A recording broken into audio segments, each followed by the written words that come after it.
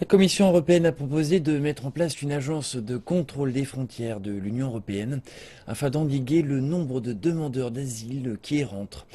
La proposition suscite la polémique. La Commission européenne, qui constitue l'organe exécutif de l'Union européenne, a annoncé son intention de créer une patrouille des frontières européennes ainsi qu'une police côtière afin d'organiser la réaction du bloc à la crise des réfugiés. Cette année, on estime le nombre d'entrées illégales sur le territoire de l'Union à 1,5 million.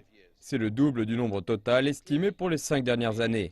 Cela signifie clairement un échec dans la gestion et dans la protection de nos frontières extérieures. La Commission européenne a proposé de mettre en place une patrouille d'au moins 1500 gardes frontaliers. Ils seraient chargés de procéder à un contrôle de sécurité systématique sur toute personne entrant dans l'Union, qu'il s'agisse d'un citoyen européen ou non. Cela signifie que les terroristes, qui sont également des ressortissants de pays de l'Union européenne, tels que ceux qui ont perpétré les attaques à Paris, ne seront plus en mesure de revenir sans être signalés.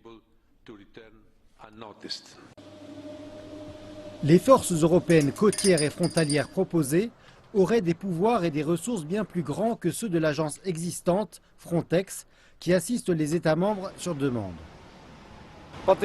Mais la proposition de la Commission européenne est d'ores et déjà confrontée à une résistance féroce de la part de certains États membres qui voient là une tentative d'atteinte à leur souveraineté nationale de la part de Bruxelles.